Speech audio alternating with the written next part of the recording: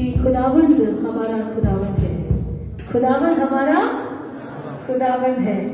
और मैं प्रभु को धन्यवाद देती हूँ कि परमेश्वर ने इस योग्य नहीं है, लेकिन खुदावंद ने इस योग्य बनाया है ताकि हम सब मिल के आराधना कर सकें, है ना। आवाज खराब हो, है ना, खड़ी हो, बैठी हो, जैसी भी हो, वो परमेश्वर का दिया हुआ है। क्योंकि मैं निरंतर प्रार्थना कर रही हूँ। कल जब मैं ट्रेन में थी तभी मैंने प्रभु से प्रार्थना किया, प्रभु मेरी आवाज़ ठीक कर दीजिए, है ना, क्योंकि बहुत समय हो गया है और आवाज़ अभी तक ठीक नहीं हो पा रही है। लेकिन है ना, फिर मुझे बार बार एक वाक्य याद आता है पौलुस का, उसका एक कांटा चुभाया गया ना। वो कहता है प्रभु से 3 बार प्रार्थना किया, प्रभु कहता है मेरा फसल तेरे लिए काफी है ना, क्योंकि वो निर्बलताओं में भी बल देने वाला खुदावंद है। तो हम लोग प्रभु को धन्यवाद देंगे क्योंकि ये धन्यवाद का अवसर है। अभी हम लोगों ने गवाहियां दिया, है ना, दुख में आके तो गवाही नहीं दिया, किसने गवाही दिया? धन्यवादी होके गवाही दिया। क्योंकि जो हमारे जीवन में अच्छा काम होता है तो हम क्या करते हैं, अपने खुदावंद को और ऊंचा उठा, वो तो ऊंचा परमेश्वर है, हमारे उठाने से ऊंचा नहीं होगा, है ना। हम सोचते हैं हम उसको ऊंचा करेंगे तो ऊंचा होगा, इम्पॉसिबल। हम इस योग्य नहीं है कि हम उसको ऊंचा कर सके। वो ऊंचे पे विराजमान परमेश्वर ने वचन कहता है। लेकिन अपनी आराधनाओं के द्वारा हम अपने खुदावंद को अपनी जिंदगी में ऊंचा करने पाए। आमीन। प्रभु का धन्यवाद करूंगा, उसकी संगति में सदा रहूंगा, साथ चलूंगा मैं जय करूंगा, साथ चलूंगा मैं जय करूंगा, प्रभु का धन्यवाद करूंगा, सारे लोग प्रभु का धन्यवाद करूंगा, उसकी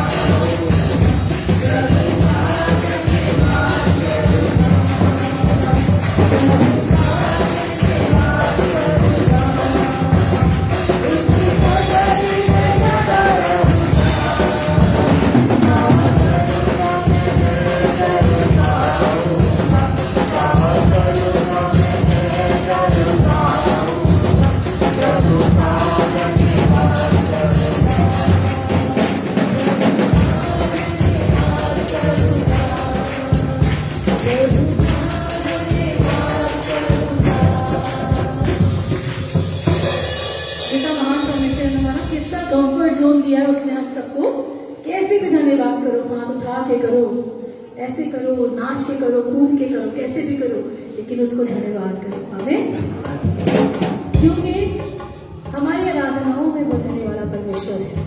लोग सोचते हैं, हम लोग प्रार्थना में भी कहते हैं और वचन भी कहता है कि स्वर्ग उसका सिंहासन और पृथ्वी उसके पांव की चौकी है। आपको पता है जो स्वर्ग में उसका सिंहासन है ना, वो उसका ऑफिस है। क्या है? ऑफिस। और वहां पे वो बैठ के, वहां तब वो बैठेगा जब वो न्याय के लिए बैठेगा। अभी परमेश्वर सिंहासन पे नहीं बैठा है। कहाँ है? मेरे नाम की आराधनाओं में।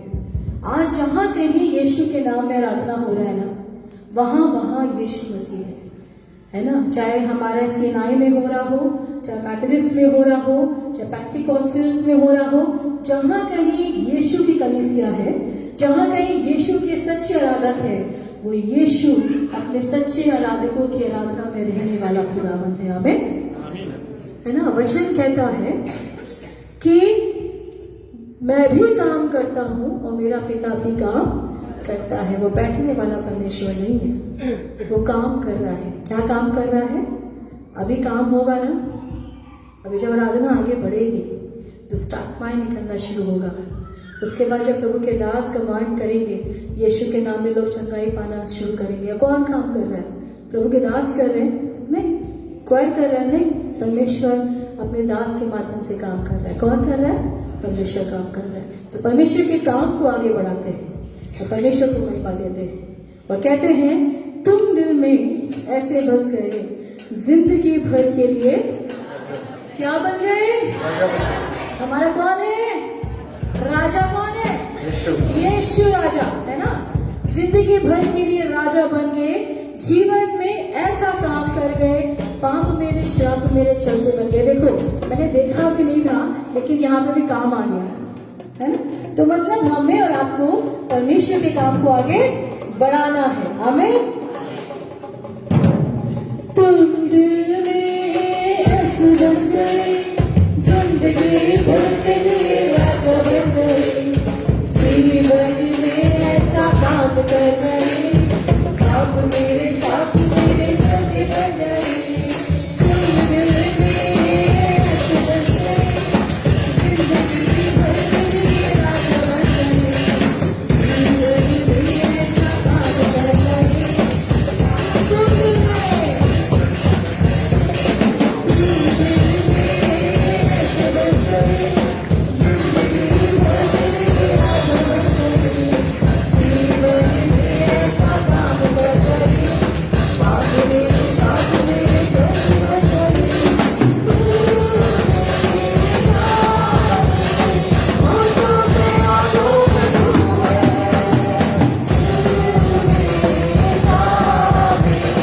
होठों पे आंखों में तू है यीशु।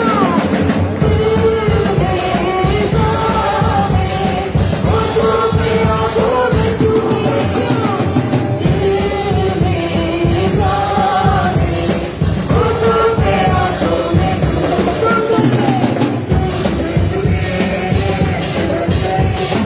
जिंदगी भर के लिए राजा बन गए, जीवन में ऐसा काम कर गए, पाप मेरे शाप मेरे चलते बन गए।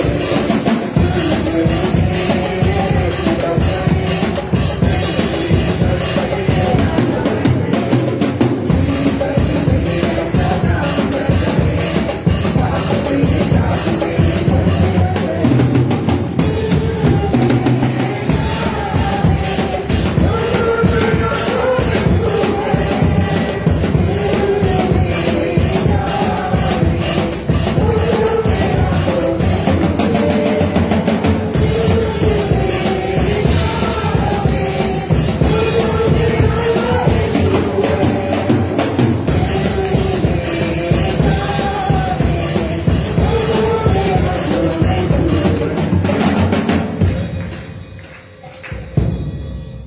दिल सिर्फ प्रभु की पुत्रियों ने दिया है, पुत्रों ने नहीं दिया। जितने भी प्रभु के पुत्र खड़े हैं, हम सब पुत्र पुत्रियां हैं ना प्रभु के। तो मुझे तो लगता है दिल से पुत्रियों ने दिया है। अभी मैं एक प्रभु के दास का वचन सुन रही थी, है ना। तो वो ना प्रभु के दास जो थे वो महिलाओं को बड़ा अप्रिशिएट कर रहे थे। पता क्यों? क्योंकि हर चीज में महिलाएं आगे। तो स्वर्ग भी पहले महिलाएं जाएंगी, भाई लोग नहीं जाएंगे। आप लोग को स्वर्ग का टिकट नहीं कटाना, ऐसे ही रहना है। RSC में कटवा दिया। जब तक दाऊद नहीं बनेंगे ना, जब तक यीशु के लिए पागल नहीं होंगे ना, स्वर्ग नहीं जा सकते। दाऊद का बनने का मतलब पता है आपको? अपने आप का, अपने घमंड का त्याग करना। पता है आपको? दाऊद बनना भी आसान नहीं है ना। एक बेटी है हमारे ग्रुप में, उसको दाऊद का अभिषेक मिला है। पारी साहब हम लोग उसको कंट्रोल करते, भैया रुक जाओ। क्योंकि पता है क्या होता है, जब वो आत्मा में भर के नाचेगी ना, तो जो आत्मा में नहीं है वो सोचेंगे वो गलत आत्मा है। इसलिए नहीं चाहते कि लोगों को ठोकर मिले। इसलिए प्रभु के दास कहते हैं, बेटा अपने जो तुम्हें तोड़ा मिला ना उसको कंट्रोल में रखो। उसको नहीं मालूम और वो रोती है। आपको पता है वो यीशु के लिए नाचने के लिए रोती है। और जब हमें अवसर मिलता है तो उस अवसर को हम लोग नहीं जानते। अगर आज स्वर्ग के टिकट को कटाना है तो दाऊद बन जाइए, है ना। और कहिए, तुम दिल में ऐसे बस गए, जिंदगी भर के लिए राजा बन गए, जीवन में ऐसा काम कर गए, पाप मेरे श्राप मेरे चलते बन गए। सिर्फ बहनों के पाप और श्राप नहीं चलते बने, भाइयों के भी पाप और श्राप चलते बने, है ना। सबके प्रभु ने श्रापों को, पापों को चलता कर दिया जब यीशु क्रूस पे बहनों के लिए और भाइयों के लिए चढ़ गया। ठीक है। तुम दिल में ऐसे बस गए, जिंदगी भर के लिए राजा बन गए, जीवन में ऐसा काम कर गए, पाप मेरे श्राप मेरे चलते बन गए। तुम दिल में ऐसे बस गए, जिंदगी भर के लिए राजा बन गए, जीवन में ऐसा काम कर गए, पाप मेरे श्राप मेरे चलते बन गए।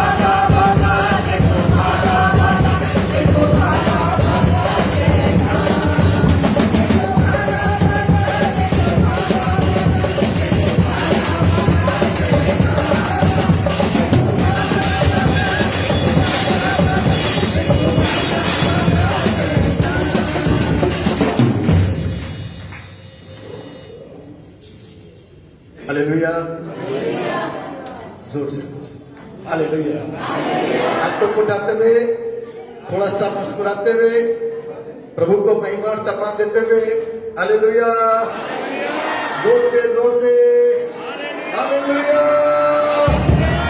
बोलो खुदा यीशु मसीह की, बोलो खुदा यीशु मसीह की, सलाम प्रभु यीशु मसीह की।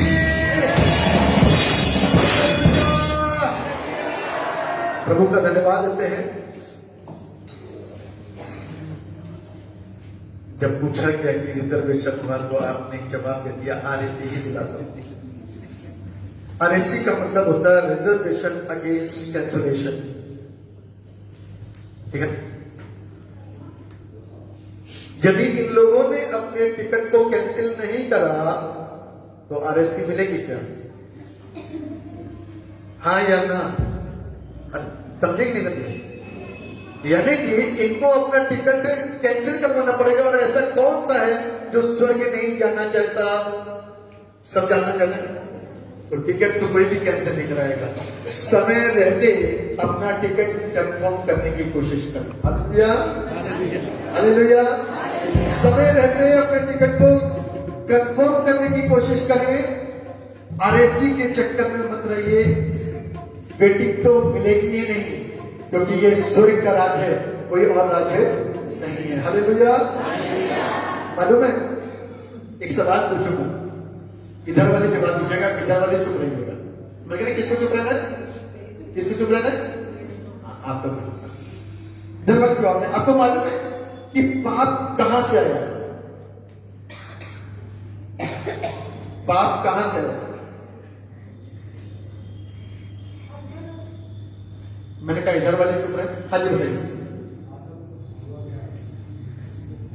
जी जी बिल्कुल सही। शुरुआत किसने करी थी?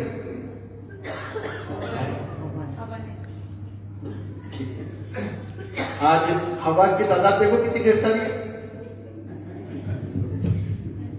ये आती भी है और दो चार को पकड़ के लाती भी है। हालेलुया, जोर से बोलेंगे जरा। बोलो खुदा यीशु मसीह की, बोलो खुदा यीशु मसीह की। ये आती भी है और अपने साथ में एक दो को लेकर के आती भी है। तो यदि इन्होंने गुनाह करा है तो आज प्रायश्चित भी करेंगे सबसे ज्यादा तादाद में। हर महकमे में यही दिखाई देंगी और बचेंगे भी सबसे ज्यादा यही। हालेलुया। यदि हम अहंकारी बने रहेंगे मेरे प्रियो पुरुष, तो बच नहीं पाओगे। तोड़ना पड़ेगा यीशु के पास आने के लिए, यीशु के साथ में जोड़ना पड़ेगा उसके पास जाने के लिए। उसके साथ में अपने संगठन को बनाना पड़ेगा, उसको जानना पड़ेगा। कितने लोग प्रभु को जानते हैं? हालेलुया। बस बस बस हाथ पीछे कर दो। कितने लोग अमिताभ बच्चन को जानते हैं? अरे बता सकते हो आप, इसमें शर्माने की क्या बात है? अरे ऐसे शर्माने जैसे कभी देखा ना हो अमिताभ बच्चन को? देखा कि नहीं देखा? अरे हाथ ऊंचे करके दिखाओ ना। Very good, very good, very good, very good. कितने लोगों ने बच्चन के घर में बैठ के चाय पी? तो ये कैसे जानना हो गया? जानना तो ये होता है कि हम इसको जानते हैं। ये सवेरे कितने बजे उठता है, कितने बजे सोता है, इसके पढ़ाई क्या चल रही है, इसकी सोच क्या चल रही है, ये जाता कहां है, आता कहां है, कहता क्या है, करता क्या है, हर चीज की जानकारी उस तक है। जानना उसको कहते हैं। आज यीशु मसीह को कोई नहीं जानता। यदि जानता तो उसके व्यक्तिगत संबंध उसके साथ होते। ना आपने अमिताभ की चाय पी और ना ढंग से ही यीशु के हो पाए, इसीलिए तो समस्याएं खड़ी जाती, इसीलिए समस्याएं खड़ी होती हैं, इसीलिए बीमारियां आ जाती हैं, इसीलिए दुख और संकट आ जाते हैं, क्योंकि अभी तक जानते भी नहीं और समझते भी नहीं। हालेलुया। और वो प्रेमी परमेश्वर है। कैसा परमेश्वर है? जोर से बोलिए ना, कैसा परमेश्वर है? उसके प्रेम का कभी भी चुपचाप चुपचाप बैठ करके एहसास किया? कभी किसी ने एहसास किया उसके प्रेम का? कभी बैठना चुपचाप से, अकेले बैठ करके, और याद करना कि दुनिया एक बार पानी से हलाक हुई थी, याद है? हलाक हुई थी कि नहीं हुई थी? यानी कि नष्ट हुई थी कि नहीं हुई थी? मालूम है ना? पानी इतना प्रबल है, इतना शक्तिशाली है कि इंसान खत्म हो गया, पूरी दुनिया। सदोम और गमोरा के अंदर एक ऐसी आग और गंधक उतरी कि आग से सब कुछ तबाही हो गई थी। आग इतनी प्रबल है, इतनी ताकतवर है कि लोग अपने आप को बचा नहीं पाए। आंधी और तूफान, जलजला जब उठता है ना, तो कोई भी बचा नहीं सकता, लेकिन वो परमेश्वर है, हमको और आपको वायदा कर दिया कि अब पानी से दुनिया हलाक, सब कुछ उसके कंट्रोल में। ये उसका प्यार है, ये उसका प्यार है कि अभी तक हम बचे हुए हैं। वरना तो कब के कब आंधी उड़ा के ले जाती, पानी बहा के ले जाता, आग जला करके ले जाती और हवा भी न लगती। परमेश्वर के प्रेम को जाना, जो परमेश्वर के प्रेम को जानता है ना, वो अपने आप को आराधना करते समय ऐसे ही बैठा रहता कि कर लो तुमको जो भी करना है, तो मेरा तो एक मकसद है। बाद में पाली साहब के से कहेंगे पैसा सर पर हाथ रखते दुआ कर दो, मेरी बीमारी दूर हो जाए, बस मेरा तो यही मकसद है, और उसके अलावा कोई आराधना नहीं करता। ढंग से हाथों को उठा करके उसके आराधना को करो, ताकि परमेश्वर की व्यक्तिगत अनुभव अपने जीवन में आ सके, उसको जानो कि वो कौन है। तभी तो गवाही दे पाओगे, तभी उसका प्रचार कर पाओगे। हम लोग मिल करके उसके नाम को महिमा देंगे, क्योंकि उसने मुझको और आपको जीवन दिया है। हालेलुया। जीवन किसके द्वारा मिलता है? किसके द्वारा मिलता है? यीशु के द्वारा। यदि मिला हुआ है तो मैं सोचता हूँ कि आज कोई खामोश नहीं रहेगा, अपने हाथों को भी उठाएगा, अपनी जुबान को भी उठाएगा। हालेलुया। जुबान को उठाने का मतलब जानते क्या होता है? अभी यदि मैं इसकी जुबान को बंद कर दूं तो आवाज कितना तक पहुंच रही है? नहीं पहुंच रही है। अब इसकी जुबान को खोलता हूं थोड़ा सा। Hallelujah, hallelujah. जुबान खोलनी पड़ेगी, और तब हम परमेश्वर की एक अच्छी और सच्ची आराधना कर सकेंगे। हालेलुया।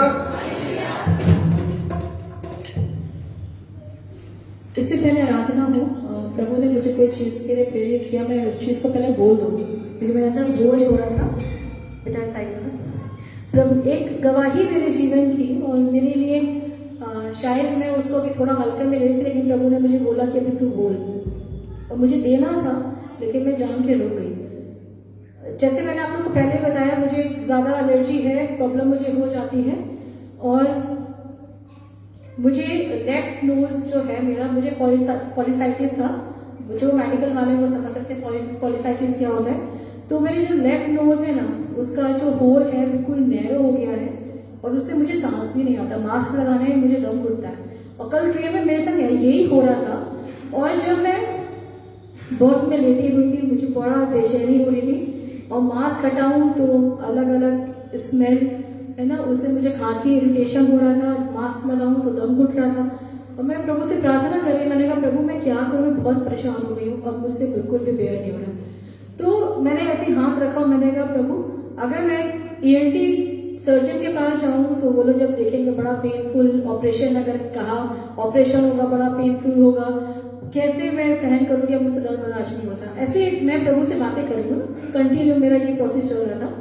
फिर एकदम से मेरे हृदय में आया, मैंने कहा मैं घर जाऊंगी, मैं ना किसी ENT को दिखाऊंगी, ना ही मुझे किसी सर्जन को दिखाना है, क्योंकि मुझे ये लगने लगा कि इस नोज से मुझे सांस नहीं आता प्रभु, और मैं क्या करूं? अगर ये बिल्कुल बंद हो गया, मेरा दम घुटने लगेगा, और वन साइड से मैं कितना सांस लूंगी ना। तो ये सोच सोच के मुझे बड़ा घबराहट सी भी होने लगी। लेकिन मैं प्रभु से निरंतर बात कर रही थी उस समय, और एकदम से बस मेरे अंदर विचार आया। मैंने कहा घर जाऊंगी, वहां पर मेरे पास ब्लेसिंग ऑयल रखा है, पास्टर राजेंद्र का भी रखा है। मैंने कहा ब्लेसिंग ऑयल लगाऊंगी, मुझे मालूम है मेरा खुदावन मुझे ठीक करेगा, और आप यकीन जानिएगा मुझे मालूम है जो प्रभु में है वो यकीन करेंगे। और इतना ही बस मैंने बोला था, और मैं उसको इमेजिन कर रही थी, आप उसको दर्शन भी बोल सकते हो। मैं इमेजिन कर रही थी कि वो ड्रॉप मैंने नाक में डाल के ऊपर खींचा है, और इतना बस मैं इमेजिन किया उसके बाद फिर मैं शांति से लेट गई। थोड़ी देर के बाद मुझे ऐसा लगा मुझे खुल के सांस आ रही है। मैंने मास्क हटा के देखा, मास्क लगा के भी देखा, खुल के सांस आ रही थी। अभी मैं पीछे बैठी थी, मैं चेक कर रही थी, मैं इस नोज से, इस वाली नोज को अगर बंद करूं मैं सांस ले पा रही हूँ यीशु के नाम पे, आमीन। और मैंने कहा प्रभु ये गवाही मुझे देना था, लेकिन मैंने कहा प्रभु मैं चेक करा लूं उसके बाद करूं। लेकिन अभी प्रभु जब आराधना हो रहा था ना, प्रभु ने मुझे बोला मत करा, तू गवाही दे। तो मेरे लिए ये बहुत बड़ी चीज है, क्योंकि मैं चाहती प्रूफ हाथ में हो तब दिखाऊं, शायद लोग विश्वास करेंगे। लेकिन मैं प्रभु को धन्यवाद देती हूँ कि मेरा खुदा बहुत बड़ा है। उसी ने सर्जन्स को, डॉक्टर को बनाया है, और अभी वही गीत गा रहे हैं, जीवन मिलिया मिलिया, है ना। और सारे बंधनों को, सारी बीमारियों को वो ठीक करने वाला परमेश्वर है। और मैं प्रभु को धन्यवाद, ताली बजा के प्रभु को धन्यवाद।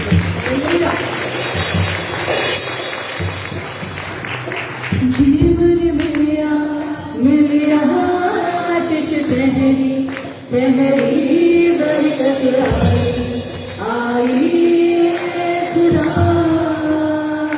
तो जीवन मिलिया मिलिया आशीष तेरी, तेरी बरकत आई खुदा। जीवन मिलिया, जीवन मिलिया मिलिया आशीष तेरी, तेरी बरकत आई खुदा। जीवन मिलिया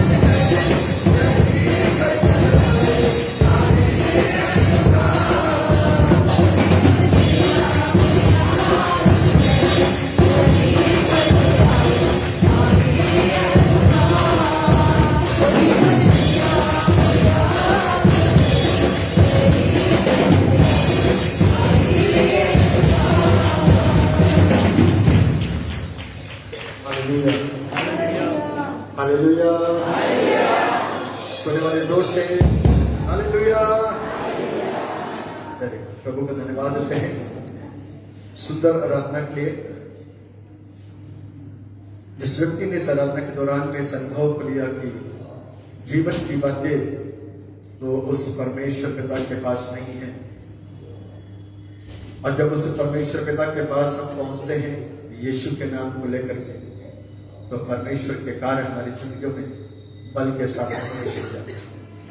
हमारी जरूरतें पूरी होनी शुरू जाती हैं, हमारी आवश्यकताएं पूरी होनी शुरू जाती हैं। प्रभु हम आपसे दुआ करते हैं और आपसे ये इच्छा रखते हैं कि प्यारे पिता परमेश्वर जब न्यायासन के सामने प्रभु आप हो और हम आ रहे हो, तो प्रभु आप हमको उस 5 समझदार कुमारियों के माने में स्वीकार करना, हमारे लिए द्वार को खोलना। हम तैयारियों में लगे हुए हैं प्रभु, आप हमारी मदद करना। हम कोशिशों में लगे हुए हैं प्यारे पिता परमेश्वर, आप हमारी सहायता करना। हम प्रार्थनाओं में लगे हुए हैं प्यारे पिता परमेश्वर, आप हमारे पर रहम करना। क्योंकि प्रभु हम इस बात को जानते हैं कि संसार में रहते हुए बहुत सारी चीजें प्रभु हम शक्ति से प्राप्त नहीं कर सकते, बुद्धि से प्राप्त नहीं कर सकते। प्रभु हम कोशिश करते हैं, लेकिन कई बार संसार में बहुत सारी चीजें, बहुत सारी बातें ऐसी जो मनों को विचलित करती। हम दुआ करते हैं पिता हमारे अंदर अपने प्रति एकाग्रता को देना, ताकि जब हम आपसे बात करना शुरू करें तो प्रभु सिर्फ हम आपसे बात करें और आपकी आशीषें प्यारे पिता परमेश्वर हम प्राप्त करने पाए, और आपकी आवाज को प्यारे पिता शैमल के समान ध्यान से सुनने पाए प्यारे पिता परमेश्वर। आप प्रभु हमसे बात करने पाए यूना के समान प्यारे पिता परमेश्वर।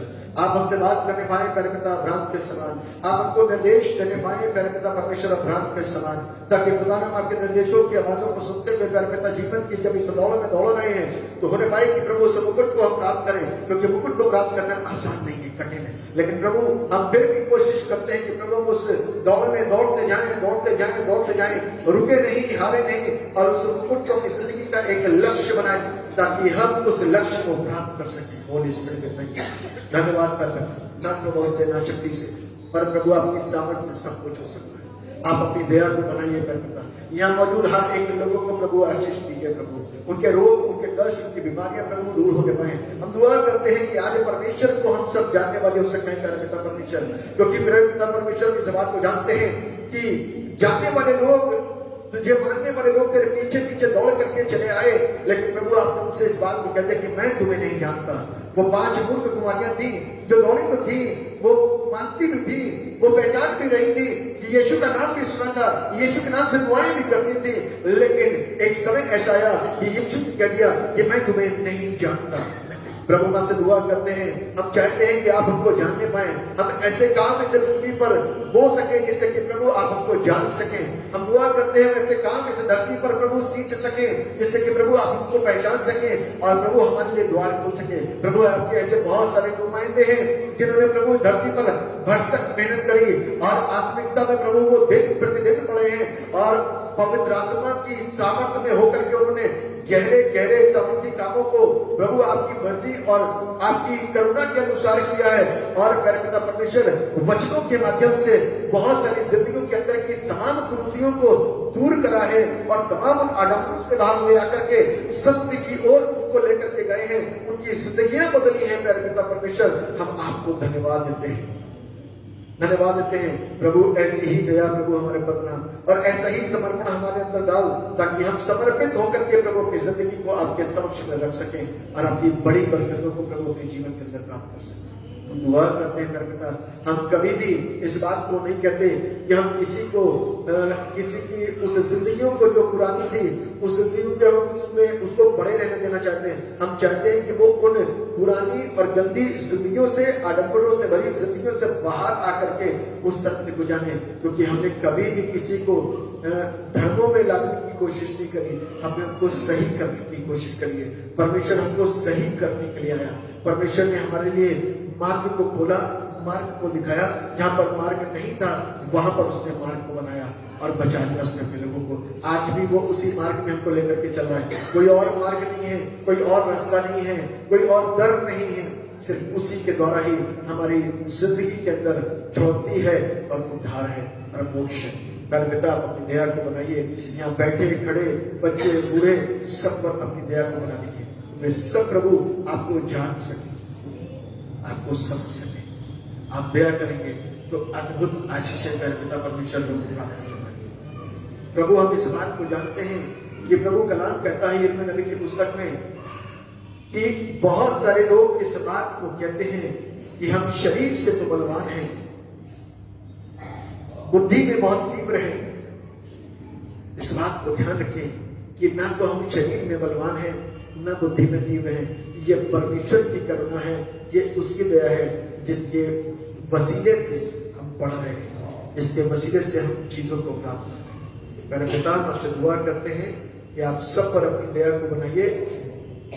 आने वाले हफ्ते में मेरे पिता परमेश्वर हम लोग क्रिसमस की उस पावन लहर में प्रभु एक बार फिर से डूबना शुरू करेंगे और एक बार फिर से जानना शुरू करेंगे। एक बार फिर से हम अपने उस पावन पर्व को बनाने के लिए भरसक प्रयास पूरे माह भर करेंगे। हम आपसे दुआ करते हैं यीशु का जन्म अपनी जिंदगियों में होने दें ताकि हम आशीषित हो सकें। हम दुआ करते हैं यहाँ पर जो लोग बीमार हैं आपके नाम के द्वारा चंगे किए जा सकें। हम दुआ करते हैं लोगों की बीमारियां दूर हो सके, दुष्ट आत्माएं शरीरों को छोड़ करके जा सके और बड़े बड़े रोग और बड़े बड़े कष्ट प्रभु शरीरों से निकल के जाने शुरू हो गए। Whole spirit thank you.